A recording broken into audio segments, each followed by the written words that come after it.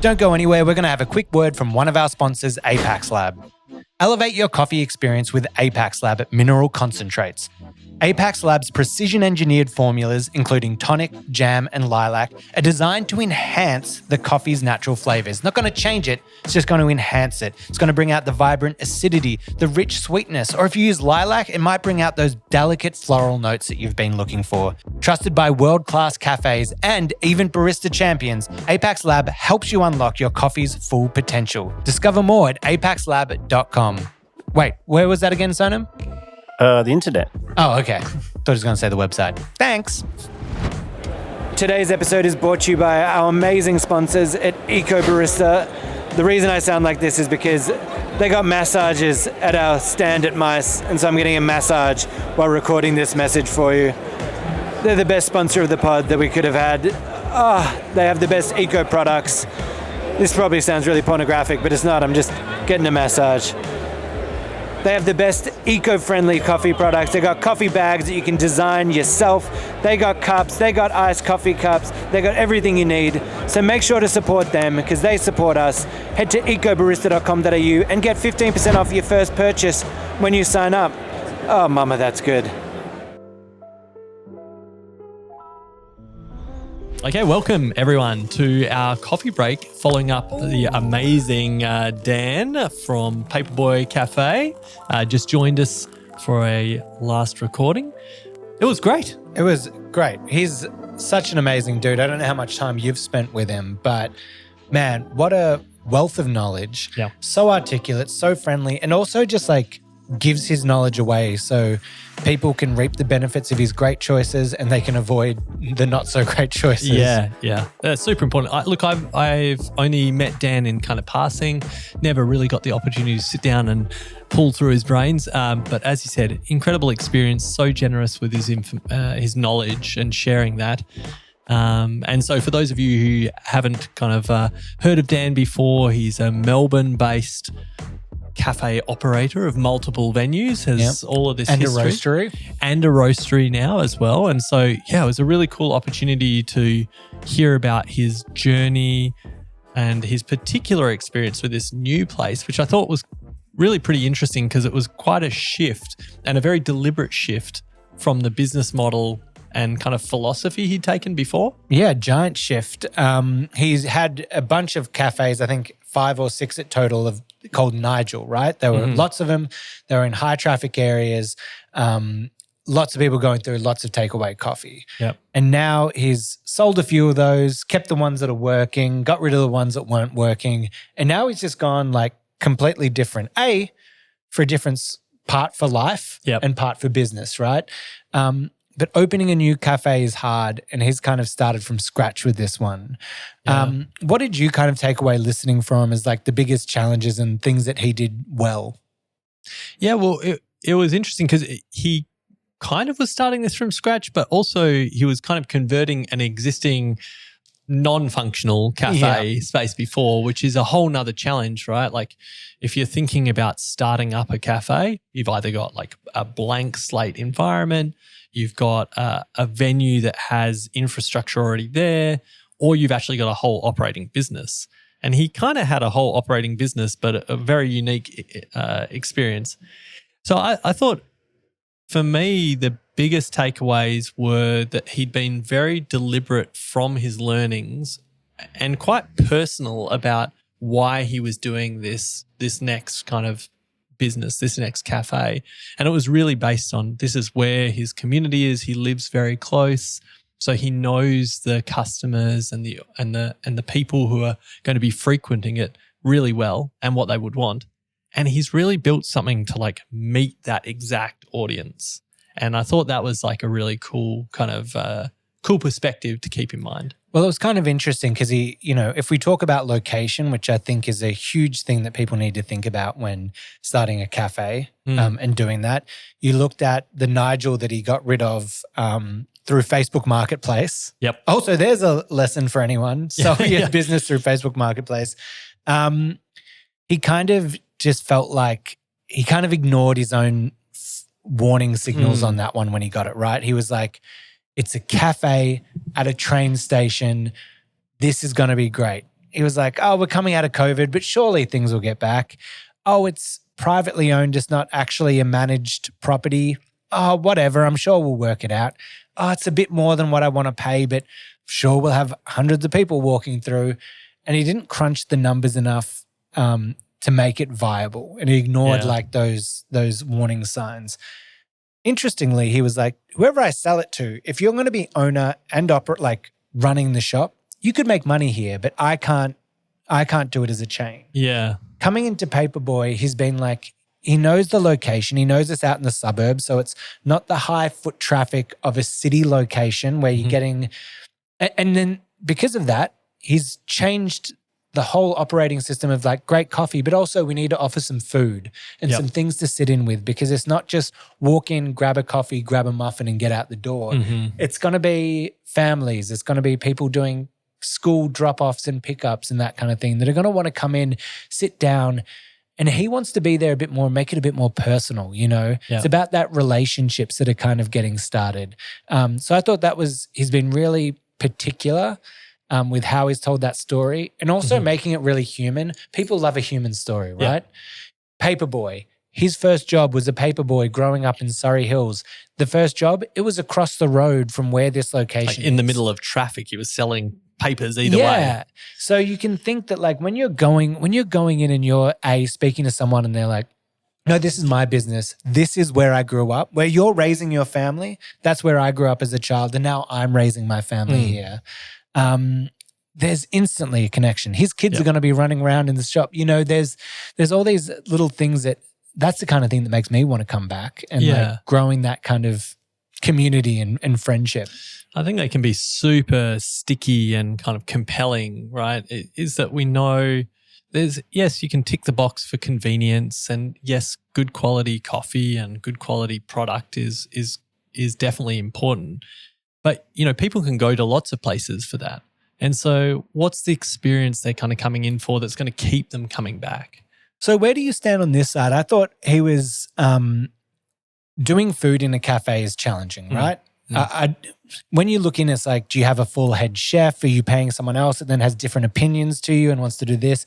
Dan brought in, I think, a consultant and kind of started to build out a menu. And his whole brief was like, I want to make delicious stuff, but I want it to be so simple to make and pre-prepared that anyone in the shop can kind of put it together. Sure, there are going to be people that are maybe better at doing it, but he wanted every staff member to be able to put together a dish if needed. So he had like his salmon tartine, he had the sardine. So making really yummy stuff that is easy to put together rather than needing some pro chefs that if they walk out or aren't there, you can't produce the quality. He was like, I'd rather something that's 80%, I don't know what percentage you said, but saying like 80% all of the time rather than 90% one day and 20% another. Yeah.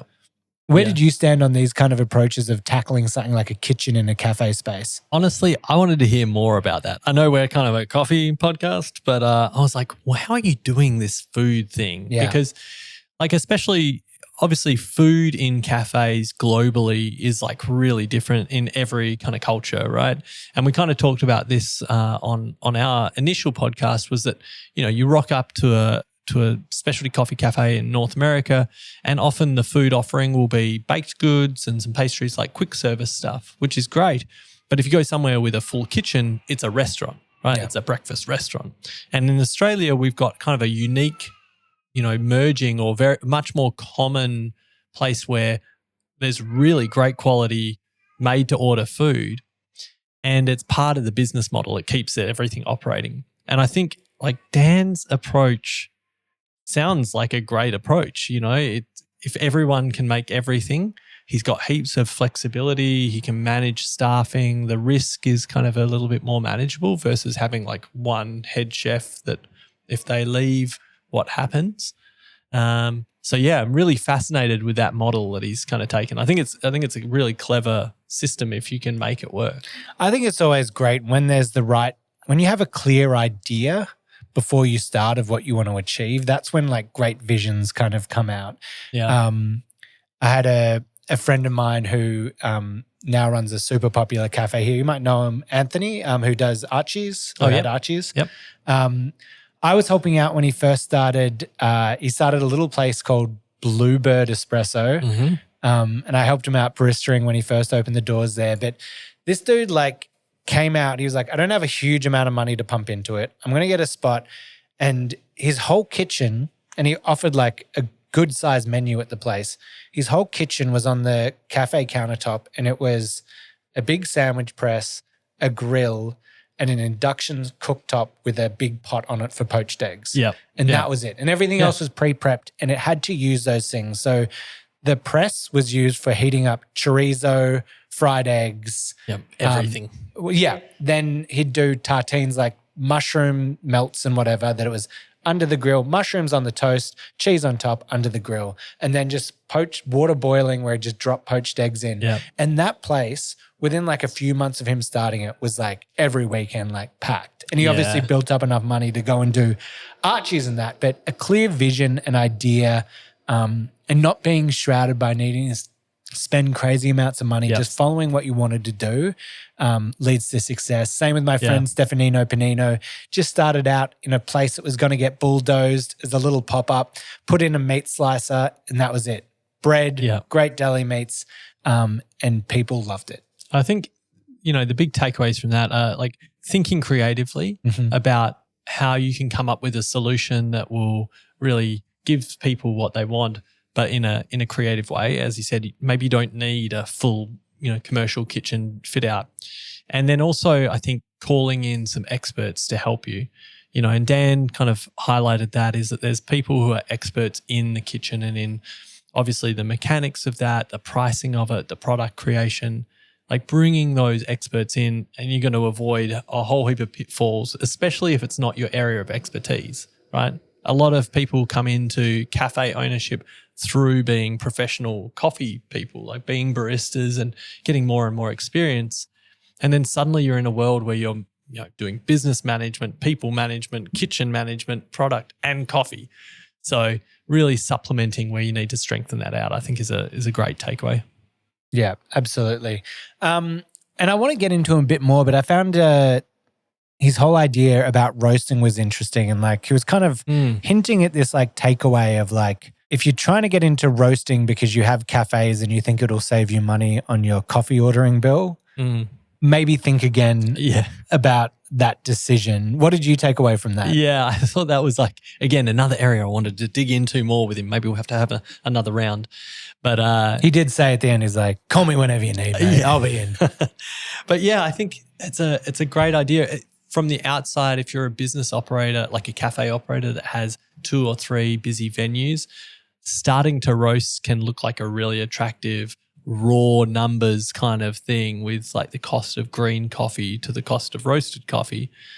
But I think what Dan was really pointing out is that there's all of these other, maybe not hidden, but just kind of unexpected or added on costs that really, if the only reason you're doing it is to try and save money, really make sure you've done your homework and kind of got all of those numbers together, because from the labor cost to the risk management of quality control through to obviously the equipment and everything else and the skill building, all of that kind of stuff costs money and time.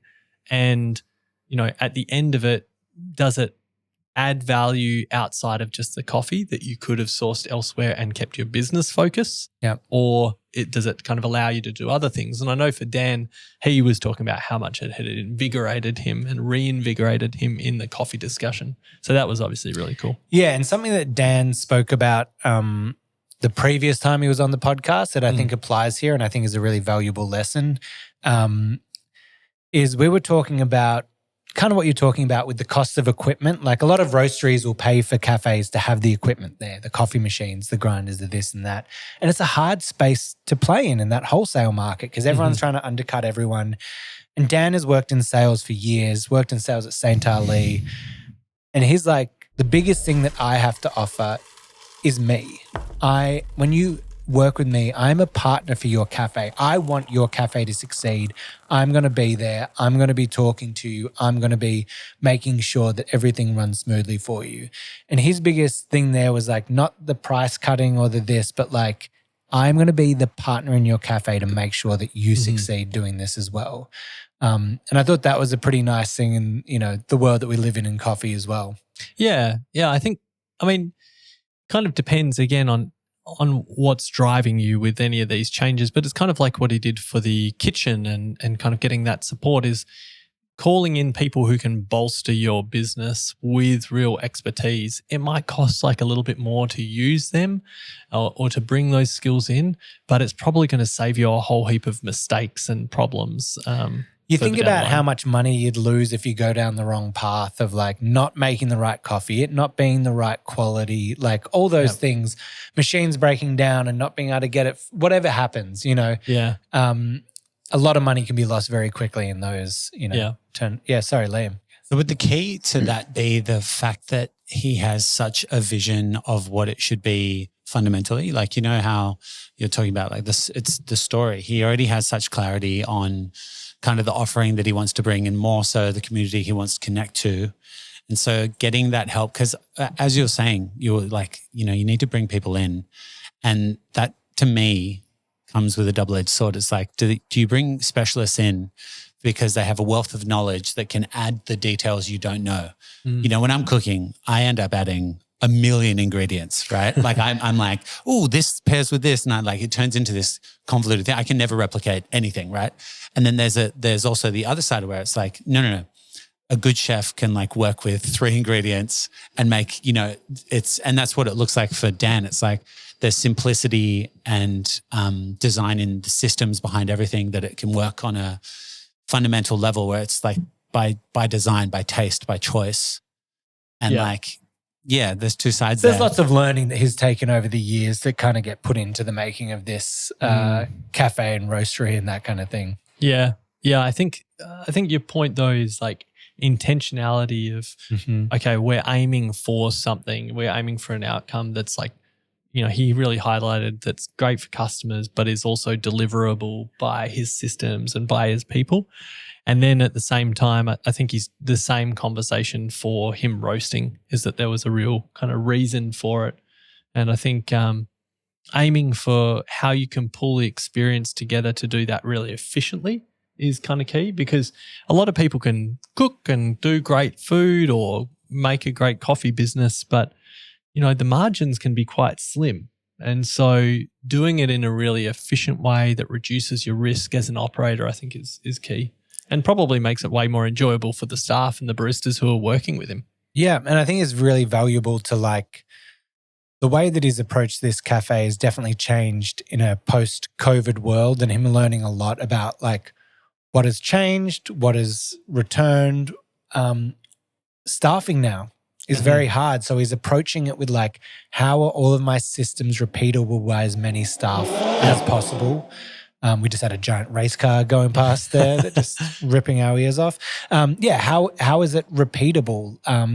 Because coming by staff is so much harder, and keeping them on, it's a challenge in the industry right now. Yeah.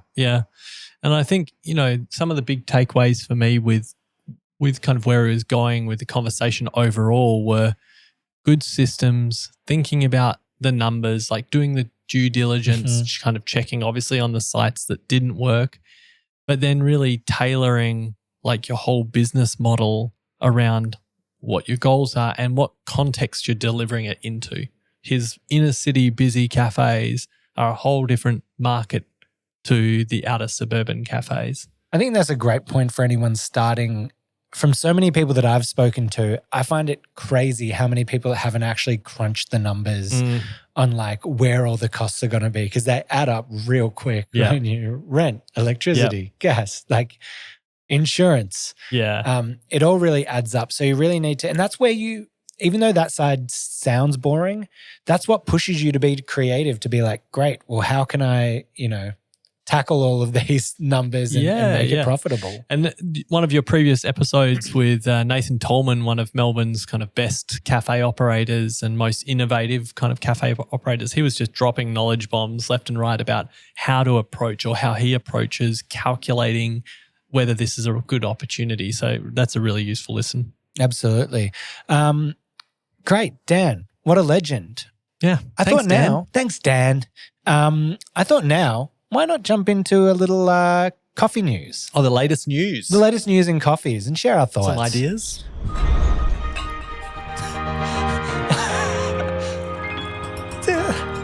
Was Liam waiting for me to approve pressing the button? Wow. Liam's sitting there holding his finger above the button, and I thought he was just giving it anticipation.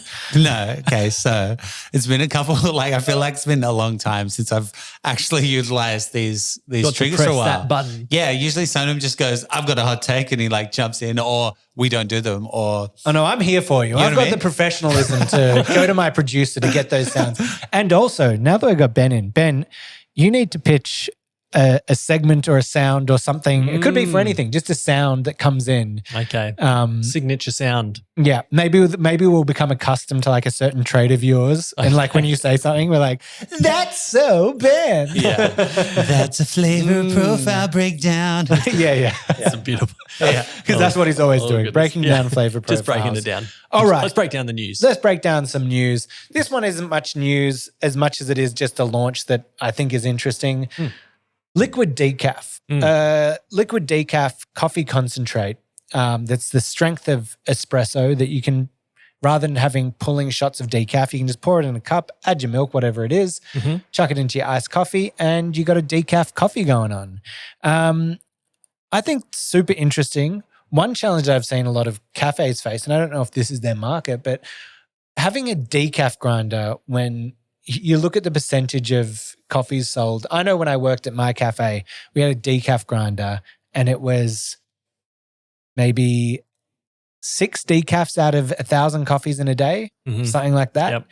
You start going, how am I justifying having this grinder? And I want to offer it and I want to offer a good product. Yep. But if you can offer something that is consistent, not the same decaf beans sitting out that no one orders, so they go old, and you can offer a consistent product in a cup for decaf drinkers. I sometimes wonder, is that a way to go? And secondly, coffee concentrates.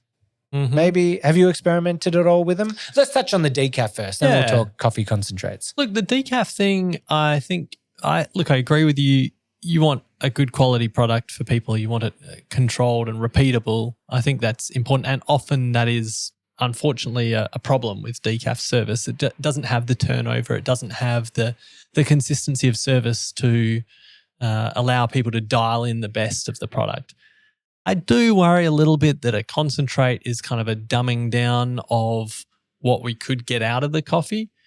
And so there's a balance here, I think. If you just know that you're not going to pay attention to it and you are really having problems getting a halfway decent decaf out, then maybe this is like a good solution for that, or a quick service thing. But on the other side of that coin, I feel like decaf consumption is going to go up and is going up, and it will continue to go up.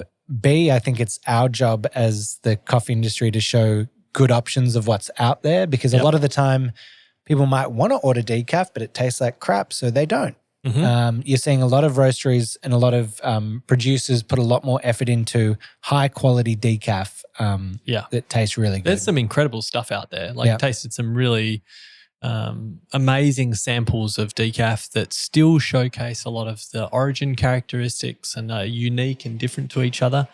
And I think, as you said, there's definitely a trend where people are moving more and more towards, obviously health conscious, caffeine conscious. And I think from a specialty coffee point of view, I go, we don't want to dumb down kind of the sensory attributes or the differentiation between the coffees. So look, if I haven't tasted the coffee concentrate, so if it works and it can deliver some of that, then maybe it's a really good solution. Yep. And I like that people are innovating in that space. Yep. And I think, one thing I was going to say, I think it was the American Brewers Cup champion used the decaf coffee in his routine. So we're starting to see it move into the world of competition. I know Jamie used one part of his was decaf when he competed. Yep. Jamie Thompson.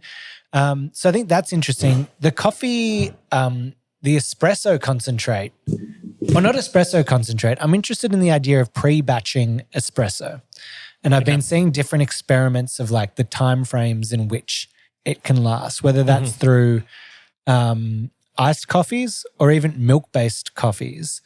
We're seeing people pull shots of espresso pre-service, have it in a bottle, and then just able to top up from a bottle rather than pulling a fresh shot every single time. Yeah. Hey, And curiosity. Do you like it? Yeah. Well, from the research of like what I was seeing some people look at, they were saying there's like 24-hour window of like having it needs to be sealed, there are all these boundaries that you need to work by. Sure. But it is something, maybe we can do it on the pod and actually test it out. Next pod I can chuck some in there. Blind taste. There, do a blind taste test of an iced coffee and a milky. Yep. Obviously, I don't think for a black context you're ever going to get it. But when you're making something like a 250 ml latte or something, I'm like, maybe there's, Hey, worthwhile checking out. I think one of the interesting things with coffee extraction and chilling, and one of the challenges everyone's being tried to tackle is that there's the volatile aromatics in your coffee. So when you hit your coffee with hot water, often to extract,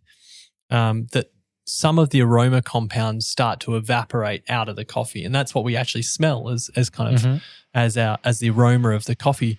And once you chill that or leave it too long, there's less and less of those aromatics being kind of released. And in fact, 80% of what we experience as flavor is actually aroma. The taste and what's in the cup is kind of supplementary in terms of those key characteristics to the complexity of the aroma compounds that layer on. So again, But do you think that applies to both milk-based drinks, or are you talking purely about espresso and black coffee? Well, look, I definitely acknowledge that like once you hit a whole heap of milk on top, you've got a lot of other ingredients and a lot of other flavor experience kind of going on. So yeah, maybe there's a balance here of we kind of change that. Oh God, they're coming after you. Uh-oh. Oh God, they heard Ben's on the pod. Maybe they're coming to a bad coffee. Yeah. The coffee police. Okay, next in the news.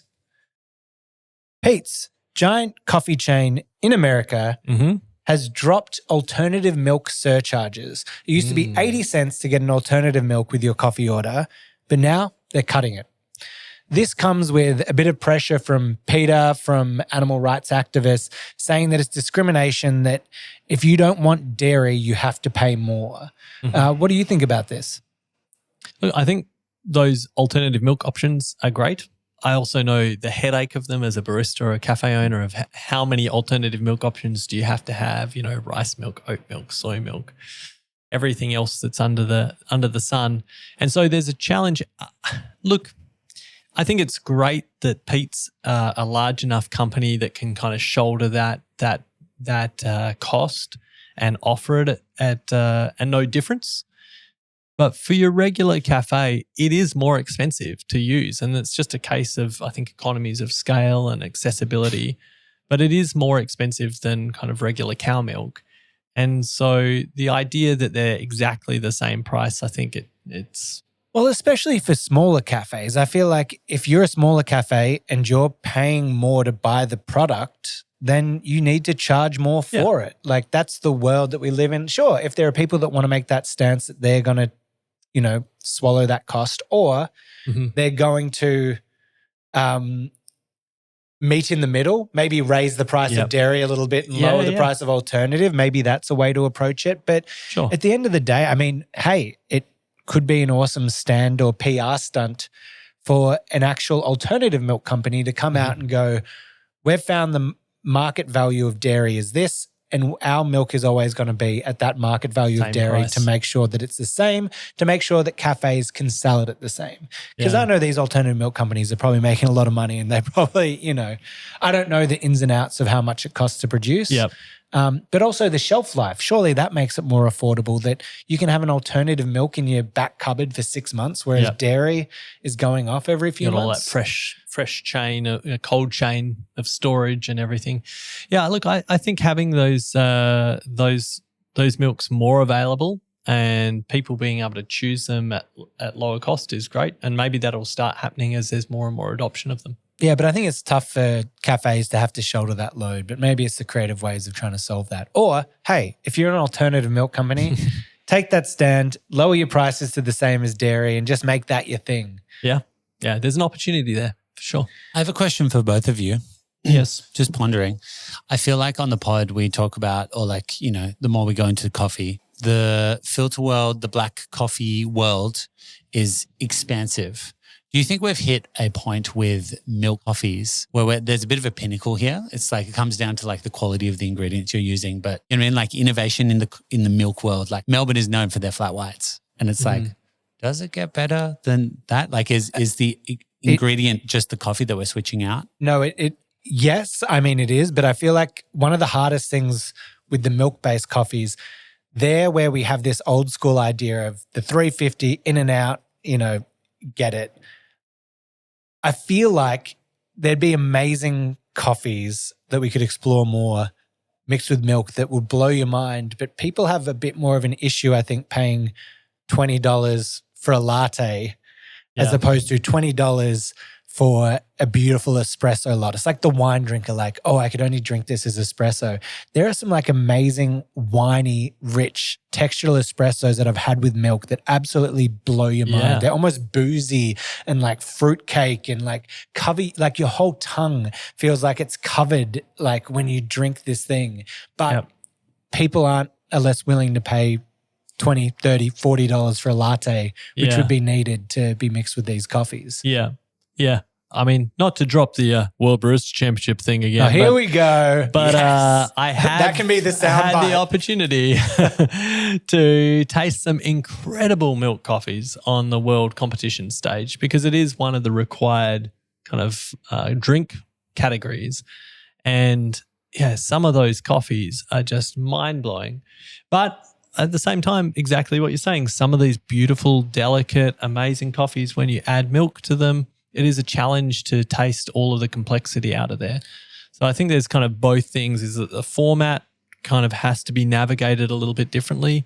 There's the consumer kind of mindset is like, what am I willing to pay for?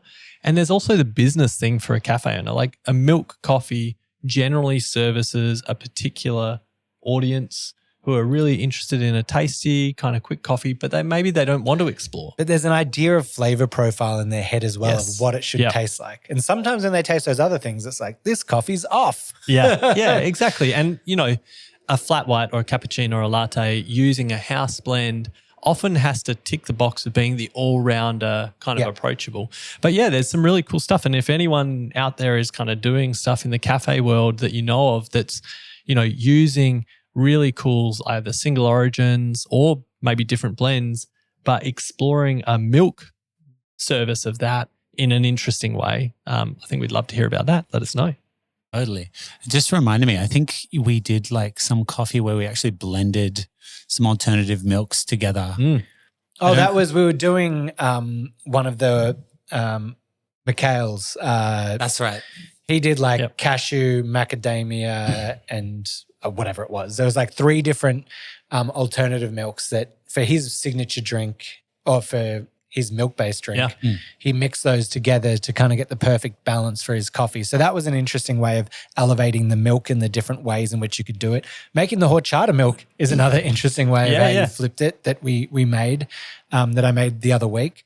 But I think going back to the coffee, I think for anyone out there listening to this, some interesting ways that I've seen this approached by cafes, and it's about that experience thing, is if you were just to sell a latte that cost $20, people would be like, what is wrong with you?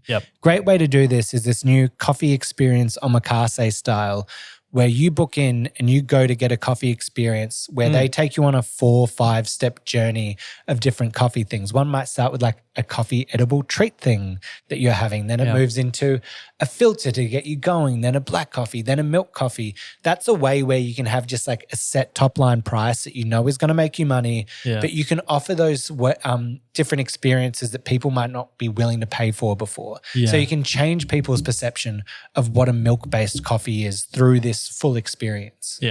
we're definitely going down a rabbit hole here away from our original pizzas changed pricing. But I love it. I love it because I totally agree. I think that, again, this is kind of a case of how do we engage with people in the, coffee drinkers, and it's a little bit of push, a little bit of pull, right? You want to meet them where they're at and then encourage them to stretch a little bit. Yeah. And I think sometimes we kind of lose that in kind of in service to speed and efficiency, right? You're not like going, oh, you're my regular flat white drinker. Cool, here's your flat white. You're not saying, oh, we've got this amazing single origin natural process Ethiopian on today. And I had a little flat white of that this morning. And I tell you, it's amazing. Do you want to try it? It's full of fruit. It's like delicious. It's beautifully balanced. If we encourage that experimentation. I had that exact experimentation right here where I had the Colombian coffee, filter coffee when I was at Code Black, a cafe here. Yep. And I was like, oh my God, that was delicious. Cherries, black forest cake, really great. Chocolate, yum. And they were like, you know what's even better? Having it in milk. Yep. Like having it as a flat white. And what was your response when they suggested that? I'm going to come back next time and do that. Okay, great. I went back a week later and I did that. And it was delicious. Okay, good. And it was exactly what it was. And it's those ones that like, man, if you could have that as like a flat white experience, people would love it. But it is pricey. So it's the hard balance of where it is. Awesome. Look, God, I just want to talk with you. I just looked at the clock and I was like, I want to keep going, but we shouldn't. We'll keep it short. I'm going to be here for you. It's all right. I'm coming back. We've got plenty of episodes to go. Thank you again for joining us for Coffee Break. That was fantastic. We've got some exciting episodes coming in. Again, as we step into this new format and that, we want to hear from you. We want to hear guest suggestions, topics, whatever you want. Let us know as we build out this pod and do it together. You can hit us on our socials. It's just Coffee Pod. Hello. And then, no, it's socials, I was saying. It's just coffee. Is it pod or? Podcast. I mean, if you search It's Just Coffee, it'll come up. Somewhere out there. .podcast. You can contact us. And then the email is hello@itsjustcoffeepod.com. That one is 100% on. Yeah. You don't need to say anything now. People are in like an email needs to be precise. Social media, search It's Just Coffee and podcast and we'll come up. We'll be there for you, I promise. And then of course, listening to us on Spotify right now or Apple, just look down at your phone, click that subscribe button. A little bit of it really helps us. We're trying to build this thing out. We've been growing. We want to grow it some more. We love all of you. Thank you for being great listeners. Ben, say that amazing thing that you always say to our listeners every episode. Thank you. It's good. On the spot right now, crap. Yep. And this is a segment I call Throwing Ben Under the Bus. See you next week. It's just coffee. Great.